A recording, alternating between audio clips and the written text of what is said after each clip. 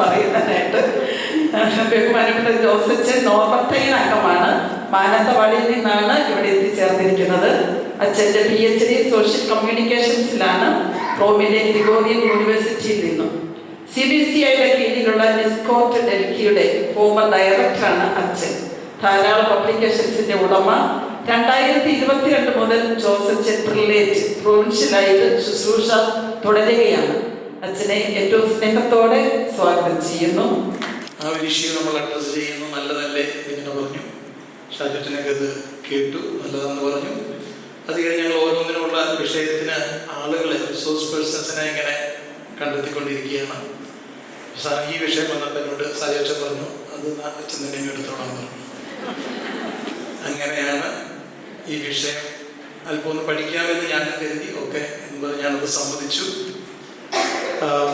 നമുക്കറിയാം, നമ്മുടെ സമൂഹങ്ങൾ ഇന്ന് ചെറുതായിക്കൊണ്ടിരിക്കുന്നു, വ്യക്തികൾ പ്രായമായിക്കൊണ്ടിരിക്കുകയാണ്. ഈ ഒരു പ്രതിഭാസത്തെ നമ്മൾ കാണുമ്പോൾ ഏജിങ് ആൻഡ് ഷ്രിങ്കിങ്, ഈ രണ്ട് വാക്കുകൾ നമുക്കറിയാം. ഏജിങ് എന്ന് പറയുന്നത് നമ്മുടെ എല്ലാം ഒരു മനുഷ്യമായിട്ടുള്ള ബയോളജിക്കലായിട്ടുള്ള ഒരു കാര്യമാണ്. പ്രത്യേകിച്ച് നമുക്കതിലൊന്നും കാര്യമായിട്ട് ചെയ്യാൻ പറ്റില്ല എന്ന് നമുക്കറിയാം. പക്ഷെ അതിന്ന് നമ്മുടെ പല സമൂഹങ്ങളെയും നമ്മുടെ പ്രവർത്തനങ്ങളെയും അഫക്റ്റ് ചെയ്യുന്നുണ്ട് എന്നുള്ളൊരു യാഥാർത്ഥ്യത്തിലേക്ക് നമ്മൾ വന്നുകൊണ്ടിരിക്കുകയാണ്. നമ്മൾ പ്രായമായിക്കൊണ്ടിരിക്കുന്നു, അതോടൊപ്പം തന്നെ നമ്മളെ അലട്ടുന്ന പ്രധാന വിഷയം നമ്മൾ ചെറുതായിക്കൊണ്ടിരിക്കുന്നു എന്നുള്ളതാണ്. ഇനി ചെറുതാകുക എന്ന് പറയുന്നതിന്, അല്ലെങ്കിൽ ഷ്രിങ്കിങ് എന്ന് പറയുന്ന കോൺസെപ്റ്റ് തന്നെ അതൊരു സോഷ്യോളജിക്കൽ ട്രെൻഡ് ആയിട്ട് മാത്രം നമുക്കതിനെ കാണാൻ പറ്റുകയില്ല. മറിച്ച് പ്രത്യേകിച്ച് മേജർ സുപ്പീരിയേഴ്സ് നിലയ്ക്ക് it is also A spiritual and leadership challenge. അത് ഒരു യാഥാർത്ഥ്യമാണ് എന്ന് നമ്മൾ തിരിച്ചറിയുന്നത് നല്ലതാണ്. ഒരുപക്ഷെ ഒരു 2000 മുതൽ 2010 വരെ, ഒരു 2010 ഞാൻ ചെറിയൊരു പഠനം നടത്തി മനസ്സിലാക്കും. ഒരുപക്ഷെ 2010 നമ്മുടെ ഒരു സന്യാസ ഭവനങ്ങളിലെ സഭകളുടെ ഒരു വളർച്ചയുടെ പീക്ക് എന്ന് പറയാൻ പറ്റുന്ന ഒരു പോയിന്റ്. അപ്പൊ അന്ന് നമുക്ക് ഒരു പ്രതിഭാസം ഉണ്ടായിരുന്ന എന്താണ്, വി വെർ ഏജിങ്, അത് എല്ലാവരും പ്രായമായി പോകുന്നു. At the same time we were also growing, നമ്മൾ വളരുന്നുണ്ടായിരുന്നു, സഭ വളരുന്നുണ്ടായിരുന്നു. അപ്പം ഓരോ സമൂഹങ്ങളിലും ഒരു ആവറേജ് ഏജ്, മീഡിയൻ ഏജ് എന്ന് പറയുന്നത് ഒരു 50-55 വയസ്സൊക്കെ ഒരു മീഡിയൻ ഏജ് ആയിരുന്നു. നോവിഷ്യേറ്റ്സിൽ നമുക്ക് ഇഷ്ടംപോലെ കുട്ടികളുണ്ടായിരുന്നു. നമ്മുടെ റിസോഴ്സസിന്റെ നല്ലൊരു ശതമാനം നമ്മൾ കൂടുതൽ മിഷൻ ഡെവലപ്പ് ചെയ്യാൻ വേണ്ടിയിട്ടൊക്കെ ആയിട്ട് നമ്മൾ ഉപയോഗിച്ചുകൊണ്ടിരുന്നു. അതോടൊപ്പം തന്നെ ഈ വൊക്കേഷണൽ കാര്യത്തിലൊക്കെ ആണെങ്കിലും നമ്മൾ വി വെർ ഗ്രോയിങ്. ധാരാളം വെല്ലുവിളികൾ നമുക്ക് കിട്ടിക്കൊണ്ടിരുന്നു. പുതിയ പുതിയ പ്രൊവിൻസുകൾ നമ്മൾ ക്രിയേറ്റ് ചെയ്യപ്പെട്ടു. അതോടൊപ്പം തന്നെ മിഷൻസിലേക്ക് നമ്മൾ ഒത്തിരിയേറെ കടന്നുപോയി. അതായിരുന്നു 2010 വരെയുള്ള കാലഘട്ടത്തെ നമുക്ക് വിശേഷിപ്പിക്കുകയാണെങ്കിൽ. പക്ഷെ അതിന് ശേഷം 2025 നമ്മൾ വരുമ്പോൾ നമുക്ക് ഈ പ്രതിഭാസത്തെ നമ്മൾ കാണുക ഇങ്ങനെയാണ്: we are ageing at the same time we are shrinking. Ageing and growing എന്നുള്ള ഒരു പ്രതിഭാസം തക്കാലം അവിടെ നിന്ന്, അല്ലെങ്കിൽ അതിൽ വലിയൊരു ഒരു സ്റ്റാഗ്നന്റ് പീരീഡിലേക്ക് പതുക്കെ വന്നുകൊണ്ടിരുന്നിട്ട് നമ്മൾ ഇന്ന് we are ageing and we are shrinking. അത് ഒരുപക്ഷെ നമ്മുടെ ഇന്ത്യയിലേക്ക് അല്ലെങ്കിൽ കേരളത്തിലേക്കൊക്കെ എത്താൻ അല്പം വൈകിയെന്നേ ഉള്ളൂ. യൂറോപ്പിലും മറ്റ് അമേരിക്കൻ രാജ്യങ്ങളിലൊക്കെ നേരത്തെ തന്നെ വന്നിരിക്കുന്ന പ്രതിഭാസമാണ്. അതുകൊണ്ട് നമുക്കതിനൊരു ഗ്ലോബൽ ട്രെൻഡ് എന്ന് വേണമെങ്കിൽ നമുക്കതിനെ വിശേഷിപ്പിക്കാവുന്നതാണ്. ഇനി ഇപ്പോഴത്തെ പ്രത്യേകത, സവിശേഷത എന്ന് പറയുമ്പോൾ നമ്മുടെ ആവറേജ് പ്രായപരിധി എന്ന് പറയുന്നത് തന്നെ, മീഡിയൻ ഏജ് എന്ന് പറയുന്നത് തന്നെ 60 അല്ലെങ്കിൽ 65 മേലെ എന്ന് നമുക്ക് വിശേഷിപ്പിക്കാം. അവർ novitiates are small or inactive in many congregations. ഇപ്പോൾ ചില പ്രൊവിൻസുകളൊക്കെ നോവിഷ്യേറ്റുകൾ ഇല്ല, കുറേ നാളുകളൊക്കെ ആയിട്ട് അല്ലെങ്കിൽ ഏതാനും വർഷങ്ങളായിട്ട് നോവിഷ്യേറ്റുകളില്ല. അതോടൊപ്പം തന്നെ ചില സഭകളിൽ പ്രൊവിൻസുകൾ ഒന്നിച്ച് നോവിഷ്യേറ്റ് നടത്തുന്ന പ്രവണതയും നമുക്ക് അടുത്ത കാലത്ത് തുടങ്ങിയിട്ടുണ്ട്. അതോടൊപ്പം തന്നെ larger portion of our resources are devoted to elder care. നമ്മുടെ പ്രായപൂർത്തിയായ അംഗങ്ങളെ ശുശ്രൂഷിക്കാനും അവർക്ക് വേണ്ടിയിട്ട് നമ്മുടെ റിസോഴ്സസിന്റെ നല്ലൊരു ശതമാനം ഇന്ന് മാറ്റിവെക്കേണ്ട ഒരു കാലഘട്ടത്തിലേക്ക് കൂടെ നമ്മൾ എത്തിക്കൊണ്ടിരിക്കുകയാണ്.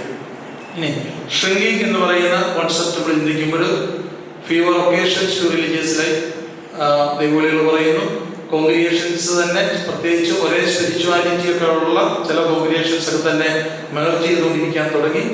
ആൻഡ് പലരും ഹിസ്റ്റോറിക്കലൊക്കെ ആയിട്ടുണ്ടായിരുന്ന ഒരു കാലത്ത് വളരെ പ്രസിദ്ധമായിട്ടുള്ള മിഷൻ സ്റ്റേഷൻസ് ഒക്കെ അവർ പൂട്ടിക്കെട്ടാൻ തുടങ്ങിയ ഒരു കാലഘട്ടമാണ്. ഞാനൊരു ചെറിയ ഒരു സ്റ്റാറ്റിസ്റ്റിക്കലായിട്ട് ഇതിൻ്റെ ഒരു ഇതിങ്ങനെ പറഞ്ഞു പോകുമ്പോൾ അല്പമെങ്കിലും ഡേറ്റ ഒന്ന് എടുക്കാനായിട്ടൊന്ന് ശ്രദ്ധിച്ചു. നമുക്ക് 2021 മുതലുള്ള ഡേറ്റകൾ വളരെ കൃത്യമാണ്, ആക്യുറേറ്റ് ആയിട്ടുണ്ട്. അതിന് പുറകോട്ടുള്ള ഡേറ്റ അത്ര അവൈലബിൾ അല്ല. ഞാൻ വിമൻ കോൺഗ്രിഗേഷൻ്റെ ഏറ്റവും പ്രധാനപ്പെട്ട അല്ലെങ്കിൽ എണ്ണത്തിൽ ഏറ്റവും മുന്തി നിൽക്കുന്ന 5 കോൺഗ്രിഗേഷൻസിനെ എടുത്തു. ഇപ്പം FCC അവർക്ക് 2010 7,000 അംഗങ്ങൾ ഉണ്ടായിരുന്നവർ 2010. ഇപ്പോൾ അതിനുശേഷം 2021 6,375, ഇപ്പോൾ 2025 ആയപ്പോൾ 6,900 എത്തി നിൽക്കുന്നു. CMC 2021 6,194, ഇപ്പം 5,800. SABS 4,427 4,579. ഈ 4 കൊല്ലത്തെ വളർച്ചയാണ്, ചെറിയ പ്രോഗ്രസ് ഉണ്ട് അവിടെ. SH 2005 3,431 ഉണ്ടായിരുന്നു, ഇപ്പം 3,406. ഹോളി ഫാമിലി അവർ 2020 1,975 പേരുണ്ടായിരുന്നു, ഇപ്പോൾ 1,922. ഇനി മെൻ കോൺഗ്രിഗേഷനിലേക്ക് പോകുമ്പോൾ ഏറ്റവും ടോപ്പ് CMI 2003 അവർ 1,349 ആയിരുന്നു, ഇപ്പോൾ 2,049 ഉണ്ട്. പക്ഷെ അത് പറയുമ്പോഴും ശ്രദ്ധിക്കേണ്ട ഒരു കാര്യം, 2021 1960 അത് കഴിഞ്ഞിപ്പോൾ 25 ആകുമ്പോൾ 49. സിമിക്കാർക്കൊക്കെ എനിക്ക് തോന്നുന്നു ശരാശരി ഒരു 10-75 മേലെ ഓർഡിനേഷനിൽ ഒരു വർഷം ഉണ്ടായിരുന്നു അല്ലേ, 50. ഓക്കെ. വിൻസെൻഷൻ സഭ 564, ഇപ്പോൾ 589. MCBS 448, 501. CST 405, 442. MST 376, 391. ഈ 21 മുതൽ 25 വരെയുള്ള കണക്ക് ഇപ്പം നിലവിലുള്ളൂ. അല്ലെങ്കിൽ ഞാൻ കളക്ട് ചെയ്യാൻ നോക്കിയിട്ട് കിട്ടിയിട്ടില്ല, അതുകൊണ്ടാണ്. പക്ഷെ കുറച്ചും കൂടെ ഒരുപക്ഷെ 2010 മുതലൊക്കെ ഒന്ന് കൃത്യമായിട്ട് വിശകലനം ചെയ്താൽ നമുക്കിത് കുറച്ചും കൂടെ താഴോട്ട് പോരുന്നതായിട്ട് മനസ്സിലാക്കാനായിട്ട് സാധിക്കും. ഇനി coming to the core of the topic, നമുക്കറിയാം religious communities are in a transition period. നമ്മൾ മനസ്സിലാക്കേണ്ട വലിയൊരു യാഥാർത്ഥ്യം ഇതാണ്, നമ്മളൊരു ട്രാൻസിഷൻ പീരീഡിലൂടെ നമ്മൾ കടന്നു പോവുകയാണ്. And therefore we must acknowledge the emotions that might come up. നമുക്കിന്ന് പലർക്കും ഇതിനോടനുബന്ധിച്ചുണ്ടാകുന്ന സമൂഹങ്ങൾ ചെറുതാകുന്നു, പ്രായമായവരാണ്, ഇതൊക്കെ പറ്റി ചിന്തിക്കുമ്പോൾ നമുക്ക് ആകുലതയോ വിഷമങ്ങളോ കൺഫ്യൂഷനോ അങ്ങനെ നമുക്ക് ഫീൽ ചെയ്യുന്നുണ്ടെങ്കിൽ പക്ഷെ നമ്മൾ we need to accept it. അതാണ് ഒന്നാമതായിട്ട് പറയാനുള്ളത്. രണ്ടാമത്തെ, എന്തൊക്കെ ഘടകങ്ങളാണ് നമ്മളിതിലേക്ക് നമ്മളെ നയിക്കുക എന്ന് ചിന്തിക്കുമ്പോൾ പ്രധാനമായിട്ട് 2 കാര്യങ്ങൾ. ഒന്ന്, socio cultural shifts that has happened in the society. 2, church related dynamics എന്ന് പറയാൻ ആഗ്രഹിക്കുകയാണ്. അതിൽ വൈ ദിസ് ഈസ് ഹാപ്പനിങ്, ഒന്ന് സോഷ്യോ കൾച്ചറൽ ഷിഫ്റ്റ്, അതിൽ പ്രധാന സെക്യുലറൈസേഷൻ എന്നുള്ളൊരു ആശയം.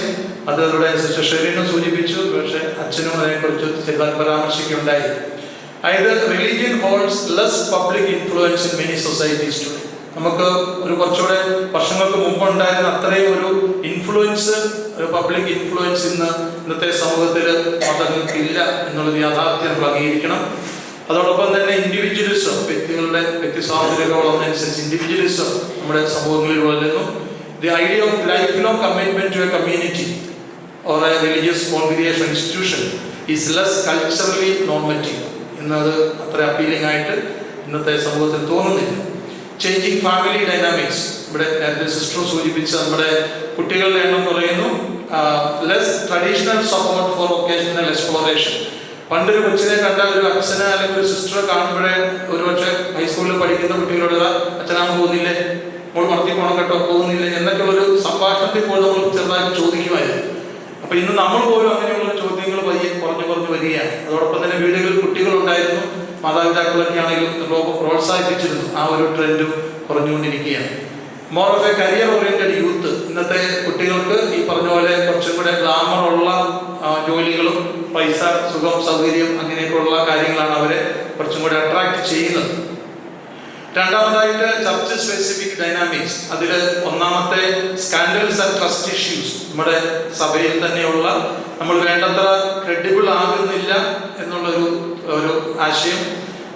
സഭയിലിടയ്ക്ക് ഉണ്ടാകുന്ന ഓരോ തരത്തിലുള്ള സ്കാൻഡൽസ് നമ്മുടെ വിശ്വാസം നഷ്ടപ്പെടുത്തുന്ന രീതിയിലുള്ള, ആളുകൾക്ക് വിശ്വാസം നഷ്ടപ്പെടുന്ന രീതിയിലുള്ള പ്രവണതകൾ.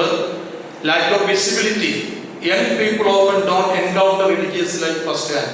ഇപ്പോൾ ഒരു കൊച്ചിനോട് നമ്മൾ 10ാം ക്ലാസ് അല്ലെങ്കിൽ +2 കഴിഞ്ഞ് എന്തിനാ നീ പോകുന്നതെന്ന് ചോദിക്കുമ്പോൾ പെട്ടെന്ന് ചാടി വൊക്കേഷണൽ റിലീജിയസ് ലൈഫ് അല്ലെങ്കിൽ പ്രീസ്റ്റ്ഹുഡ് എന്ന് പറയുന്ന ഒരു ട്രെൻഡ് ഇന്ന് ഇല്ല.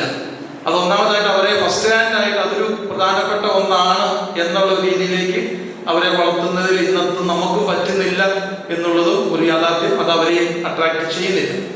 അതിൻ്റെ ഒരു കാരണവും മറ്റൊന്നിതാണ് പെർസീവ്ഡ് ഇറലവൻസ്. അതായത് ഇത് വളരെ റെലവൻ്റ് ആയിട്ട് ഇന്നത്തെ കുട്ടികൾക്ക്, ഇന്നത്തെ തലമുറയ്ക്ക് തോന്നുന്നില്ല എന്നുള്ളതും ഒരു യാഥാർത്ഥ്യമാണ്. അതോടൊപ്പം തന്നെ നമ്മുടെ ഇൻസ്റ്റിറ്റ്യൂഷണലൈസേഷൻ, നമ്മൾ സ്ഥാപനവൽക്കരിക്കപ്പെട്ട് പോയതനുസരിച്ച് നമ്മുടെ റിയൽ മിഷൻ കമ്മിറ്റ്മെന്റ് നമ്മുടെ സമൂഹങ്ങളിൽ കുറഞ്ഞു പോയിട്ട് ഉണ്ട് എന്നുള്ളൊരു യാഥാർത്ഥ്യവും പ്രശ്നമാണ്. ഇനി ഇന്നത്തെ നമ്മുടെ സന്യാസ സമൂഹത്തിന് ഇത് വാട്ട് ആർ ദി ഇംപ്ലിക്കേഷൻസ്? പ്രത്യേകിച്ചും നമ്മൾ ലീഡർഷിപ്പിൽ ഇരിക്കുന്ന ആൾക്കാർ, ലീഡർഷിപ്പ് ആൻഡ് ഗവേണൻസ്, നമ്മുടെ മുമ്പിലുള്ള ഒരു വെല്ലുവിളി അല്ലെങ്കിൽ നമ്മുടെ മുമ്പ് ഇതിനെങ്ങനെ അഭിമുഖീകരിക്കാൻ പറ്റുമെന്ന് ചിന്തിക്കുമ്പോൾ many institutes face a leadership vacuum or are governed by ageing superiors. ഇന്ന് പല സന്യാസ നമ്മുടെ സമൂഹങ്ങളിലും തലപ്പത്തിരിക്കുന്നവർ അധികവും പ്രായമായവരാണെന്നുള്ളൊരു കാര്യം കൂടെ മുമ്പിലുണ്ട്. അങ്ങനെയുള്ളവർ they need to really plan about succession. അതായത് ഈ വരാൻ പോകുന്ന തലമുറ ഇതെങ്ങനെ മുന്നോട്ട് പോകും, ആര് മുന്നോട്ട് ഇതിനെ കൊണ്ടുപോകും എന്നുള്ള കാര്യത്തിനെ കുറിച്ചൊരു സക്സഷൻ പദ്ധതി തന്നെ ഓരോ തലത്തിൽ നമ്മൾ ഉണ്ടാക്കുന്നത് നല്ലതാണ്. We need to be honest, courageous and honest about our reality. ഇന്നത്തെ യാഥാർത്ഥ്യത്തെ കുറിച്ച് നമ്മളതിനെ മറച്ചു വെച്ചിട്ട് കാര്യമില്ല. We need to really accept it with all honesty and simplicity. രണ്ടാമത്തേതാണ് അണ്ടർസ്റ്റാൻഡ് ദ ജനറേഷൻ ഗ്യാപ്പ്. നമ്മുടെ പല സമൂഹങ്ങളിലും ഇന്ന് ഒരുപക്ഷെ 65-70 അല്ലെങ്കിൽ അങ്ങനെയുള്ള ഒരു പ്രായമുള്ള ഒരാൾ അല്ലെങ്കിൽ 2 പേര്, പിന്നെ ഒരാളൊരു 30-35 അങ്ങനെയുള്ള കമ്മ്യൂണിറ്റികൾ വരുന്നതനുസരിച്ച് ഈ ഏജ് ഗ്യാപ്പ് നമ്മൾ മനസ്സിലാക്കുകയും അതനുസരിച്ച് വേണ്ട ചെയ്യാൻ പറ്റുന്ന കാര്യങ്ങൾ ചെയ്യാൻ പറ്റുന്നില്ലെങ്കിൽ അത് തന്നെ കമ്മ്യൂണിറ്റിയിൽ ടെൻഷൻസ് ഉണ്ടാക്കും എന്ന കാര്യത്തിൽ സംശയമില്ല. And at the same time we need to be compassionate towards our aging members. പ്രായമായി വരുന്ന അവർക്ക് വേണ്ടി ജീവിച്ച വ്യക്തികൾക്ക് വേണ്ടിയുള്ള അവരോട് നമ്മൾ കാണിക്കുന്ന ആദരവും കെയറും പ്രധാനപ്പെട്ടതാണെന്ന കാര്യം നേതൃത്വത്തിൽ ഇരിക്കുന്നവർ തിരിച്ചറിയുക. Creative visioning and giving hope for the future.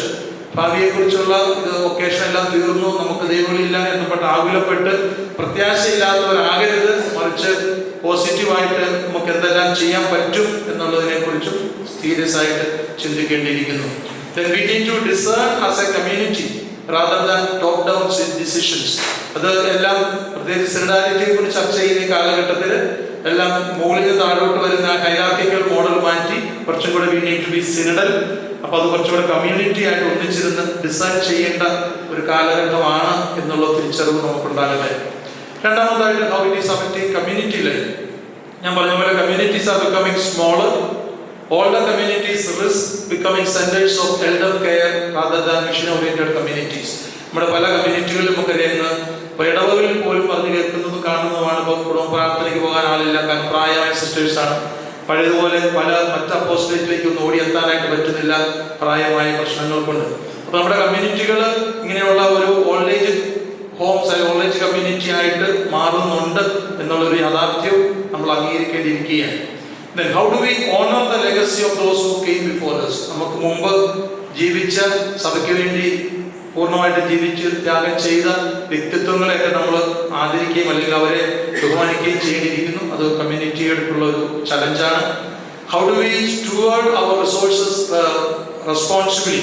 നമുക്ക് ഇന്നുള്ള നമ്മുടെ ഭൗതികമായിട്ടൊക്കെ ഉള്ള റിസോഴ്സസ് നമ്മൾ എങ്ങനെ അത് സ്റ്റുവേർഡ് ചെയ്യണം. Then thirdly, how do we remain faithful to our charism even in these new forms? നമ്മുടെ charism കൈവിടാതെ തന്നെ ഇന്നത്തെ ഈ പുതിയ ഈ ഗ്ലോബൽ ട്രെൻഡിന്റെ പശ്ചാത്തലത്തിൽ നമുക്ക് എന്ത് ചെയ്യാൻ പറ്റും. മൂന്നാമതായിട്ട് മിഷൻ സസ്റ്റൈനബിലിറ്റി. വിത്ത് ഫീവർ മെമ്പേഴ്സ് മെനി അപ്പോസ്റ്റലേറ്റ്സ്. ഉദാഹരണം പ്രത്യേകിച്ച് വലിയ സ്കൂളുകൾ, മെഡിക്കൽ സെന്റർ, ഹോസ്പിറ്റലുകൾ ഇങ്ങനെയുള്ളതൊക്കെ മുന്നോട്ട് നടത്തിക്കൊണ്ട് പോകുന്നതിൽ ശരിക്കും ബുദ്ധിമുട്ടുകൾ പല കോൺഗ്രിഗേഷൻസും ഇന്ന് അനുഭവിക്കുന്നുണ്ട്. നാലാമത് spiritual opportunities. This is also a moment for profound renewal and discernment. And we need to ask what God is asking, what the spirit is asking of us now. അപ്പം അങ്ങനെയുള്ളൊരു ഡിസേൺമെന്റിന്റെ ടൈമായിട്ടും നമ്മളിതിനെ കാണണം എന്നാണ് ഓർപ്പിക്കുക. ഇനി ഇമേർജിംഗ് റെസ്പോൺസ്, നമുക്ക് കുറച്ചുകൂടെ concrete ആയിട്ട് നമുക്ക് എന്ത് ചെയ്യാൻ പറ്റും എന്ന് ചിന്തിക്കുമ്പോൾ ഒന്നാമതായിട്ട് we need to renew from within, deepening communal prayer, identity and joy in religious life. സന്യാസ സമർപ്പണ ജീവിതത്തിന്റെ സന്തോഷം കണ്ടെത്താനും ഒന്നിച്ചുള്ള പ്രാർത്ഥനയും നമ്മുടെ ഓരോ സഭയുടെ ആ ഐഡന്റിറ്റിയൊക്കെ നിലനിർത്തിക്കൊണ്ട് പോകുന്നതിനെ കുറിച്ച് കൂടുതൽ ആഴത്തിൽ ചിന്തിക്കേണ്ടിയിരിക്കുന്നു.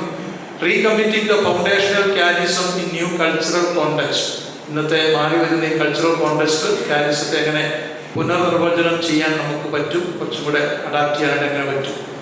ക്രിയേറ്റീവ് വൊക്കേഷണൽ ഔട്ട്റീച്ച്, നമ്മൾ ദൈവവിളികളെ പ്രോത്സാഹിപ്പിക്കുന്നത് നമ്മൾ എടുത്തുകൊണ്ടിരുന്ന ഇത്രയും നാൾ നമ്മൾ റിക്രൂട്ട്മെന്റ് എന്നുള്ളൊരു ആശയത്തെ മുന്നേ വെച്ചുകൊണ്ട് നമ്മൾ ഫോക്കസ് ചെയ്യുകയായിരുന്നു. ഈ റിക്രൂട്ട്മെന്റ് പകരമായിട്ട് പക്ഷേ ഇന്നത്തെ കാലഘട്ടത്തിൽ we need to walk with the seekers.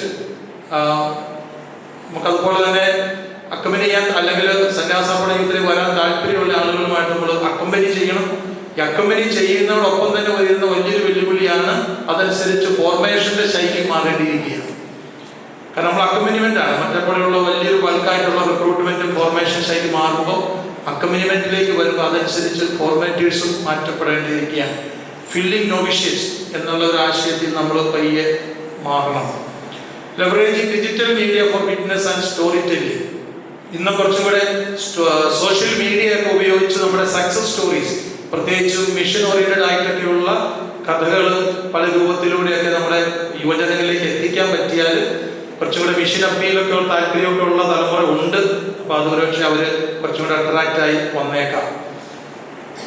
അടുത്തതായിട്ട് we need to think of reconfiguration and collaboration, regional and international cooperation across provinces and congregations. നമുക്ക് റീജിയണൽ തലത്തിലും ഇന്റർനാഷണൽ തലത്തിലും ഒക്കെ കോപ്പറേഷൻ വർദ്ധിപ്പിക്കുക. ചിലപ്പോൾ ചില സന്യാസങ്ങൾക്ക് പൈസ ഇല്ല, വേറെ ചിലർക്ക് പൈസ ഉണ്ട് അല്ലെങ്കിൽ ആളില്ല. അപ്പം ഇങ്ങനെയൊക്കെ വരുന്ന ചില ബുദ്ധിമുട്ടുകൾ ഉണ്ട്. പക്ഷെ അതൊക്കെ ഏതെല്ലാം തരത്തിൽ നമുക്ക് കൊളാബറേറ്റ് ചെയ്ത് ഇന്റർ കോൺഗ്രിഗേഷനിലൊക്കെ ആയിട്ട് മുന്നോട്ട് പോകാൻ പറ്റും എന്നതിനെ കുറിച്ച് ഡീപ്പായിട്ട് ചിന്തിക്കേണ്ടിയിരിക്കും. Then shared formation houses of mission, ഫോർമേഷനെ കുറിച്ച് പല പ്രോവിൻസുകൾ ഓൾറെഡി ചെയ്യുന്നുണ്ട്. പക്ഷേ കുറച്ചും കൂടെ മാറി മിഷനെ കുറിച്ച് പോലും അങ്ങനെ ചിന്തിക്കുന്നത് ഇന്ന് കാലഘട്ടത്തിന്റെ ആവശ്യമായിരിക്കും. Then finally involving the laity in charism sharing and leadership. നമുക്ക് സിഡാറ്റിനെ കുറിച്ച് പറഞ്ഞപ്പോഴും പരിശുദ്ധ ഫ്രാൻസിസ് പാപ്പ കൃത്യമായിട്ട് പറയുന്നുണ്ട് നമുക്ക് അൽമാരയുടെ പങ്കിനെ കുറിച്ചൊക്കെ കുറച്ചും കൂടെ, പ്രത്യേകിച്ച് ചില കോൺഗ്രിഗേഷൻസ് എങ്കിൽ ഈ തേർഡ് ഓർഡർ എന്ന് പറഞ്ഞ ഒരു പരിപാടിയുണ്ട്. അൽമാരെ കുറച്ചും കൂടെ ചേർത്ത് കൊളാബറേറ്റേഴ്സും പല പേരിലൊക്കെ പറഞ്ഞുകൊണ്ടുള്ള ഓരോ പൈസ അസോസിയേഷൻ പോലെയൊക്കെ ഉണ്ട്. ഒരുപക്ഷെ അവരെയൊക്കെ നമുക്ക് കുറച്ചും കൂടെ വിശ്വാസത്തിലെടുത്ത് നമ്മുടെ മിനിസ്ട്രിയുടെ ഒക്കെ ഭാഗമായിട്ട് അവരെയൊക്കെ നമുക്ക് പ്രൊമോട്ട് ചെയ്ത് കൊണ്ടുവരാൻ പറ്റുമോ എന്നുള്ള ഒരു ചോദ്യം കൂടെ. ഇനി finally spiritual and pastoral questions for superiors. First question is, are we witnessing decline or transformation? Decline ഉണ്ട് എന്ന് പറയുമ്പോൾ നമ്മളതൊരു ട്രാൻസ്ഫോർമേഷൻ ആണ് എന്ന് നമ്മൾ അംഗീകരിക്കേണ്ടിയിരിക്കുന്നില്ലേ, അല്ലെങ്കിൽ അംഗീകരിക്കേണ്ടതല്ലേ? Then second question, how can our communities model joy, prophetic witness and hope even in diminishment?